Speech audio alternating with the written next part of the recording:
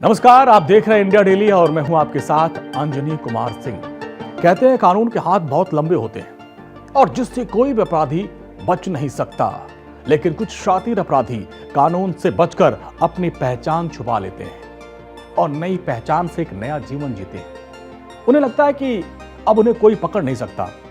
ऐसे शातिर अपराधियों को अब सावधान हो जाना चाहिए, क्योंकि पुलिस के हाथ एक ऐसा हथियार लग गया है जो अपनी पहचान छुपाए अपराधियों के चेहरे से उनका नकाब हटा देता है। और उस हथियार का नाम है एआई, यानी आर्टिफिशियल इंटेलिजेंस। आपने इन दिनों एआई की खूब चर्चा सुनी होगी, इसके दुरुपयोग की बात की सुनी होगी कि भाई इसका दुरुपयोग कैसे हो रहा हो। लेकिन एआई अपराधियों के लिए काल कैसे है, आज मैं वो आपको बताऊंगा। दरअसल मीडिया में कुछ ऐसे ऐप आपने देखे होंगे जिसके जरिए आपने देखा होगा कि आज जो मेरी तस्वीर है 20 साल बाद कैसी होगी, 10 साल बाद कैसी होगी। वो तस्वीर आप उसमें देख पाते होंगे कि 20 साल बाद आप कैसे दिखेंगे। और इसी तकनीक का सबसे ताज़ा उदाहरण आज मैं आपको बताऊंगा। और इसी तकनीक के जरिए एआई का इस्तेमाल करके केरल पुलिस और सीबीआई ने 19 साल पुराने एक मर्डर के मामले का खुलासा कर दिया। क्या है पूरा मामला, आइए आपको विस्तार से बताते हैं। 10 फरवरी 2006 ये वो तारीख जिसने पूरे देश को हिलाकर रख दिया। दोपहर करीब 11-12 बजे का वक्त रहा होगा और जगह थी केरल के कोल्लम जिले का आंचल गांव, जहां एक घर के अंदर एक महिला और उसके महज 17 दिन के जुड़वा बच्चों की निर्ममता से हत्या कर दी गई। बच्चों के गले चाकू से काट दिए गए थे। छानबीन होती है तो 2 सैनिकों के नाम सामने आते हैं, जिसमें से एक दिविल कुमार था, जिसका मृतिका रंजनी से प्रेम संबंध था। रंजनी बिन ब्याही दिविल के जुड़वा बच्चों की मां बन गई। दिविल शादी के लिए तैयार नहीं था। उसने एक साजिश रची। उसने अपने साथी राजेश के साथ मिलकर रंजनी और दोनों जुड़वा बच्चों को बड़ी ही बेरहमी के साथ कत्ल कर दिया और वहां से फरार हो गया। पुलिस जब इसकी तलाश कर रही थी, जांच शुरू की, तो पठानकोट आर्मी कैंप पहुंचती है, लेकिन उसके पहले ये दोनों वहां से फरार हो जाते हैं। पुलिस इनको तलाशती रही, लेकिन 19 साल तक इनके बारे में कोई सुराग नहीं मिला।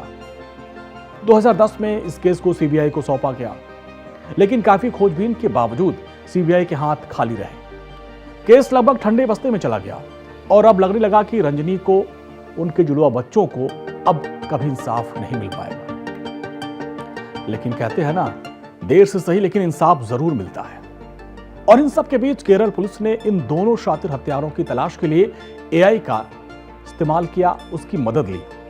पुलिस टीम ने दोनों हत्यारों को ट्रैक करने के लिए एआई के जरिए इनकी पुरानी तस्वीरों को डेवलप किया, ताकि यह देखा जा सके कि 19 साल बाद वो कैसे दिखेंगे। पुरानी तस्वीर उनकी ली गई और उसको एआई के जरिए ये मापा गया कि अगर 19 साल 20 साल बाद वो दिखेंगे तो कैसे दिखेंगे। जैसा कि इन दिनों आप फेसबुक पे तमाम जगहों देखते होंगे, एक ऐप आता है जिसमें आज की तस्वीर में 20 साल बाद आप कैसे दिखेंगे। उसी तकनीक का इस्तेमाल और हाईटेक तरीके से सीबीआई ने किया। एआई का इस्तेमाल किया गया कई विकल्प, जिसमें हेयर स्टाइल में बदलाव करके, दाढ़ी मूंछ लगा के, अलग अलग विकल्प करके इसको इस्तेमाल किया गया। और इन तस्वीरों का मिलान सोशल मीडिया पर मौजूद तस्वीरों से किया गया।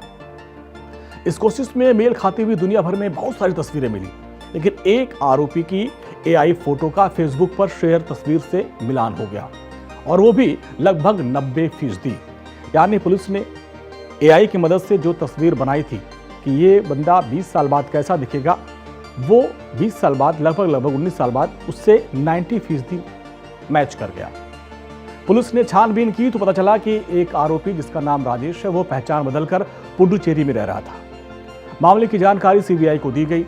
4 जनवरी 2025 को राजेश को गिरफ्तार कर लिया गया। अब उसी की निशानदेही पर मुख्य आरोपी दिविल को भी पकड़ा गया।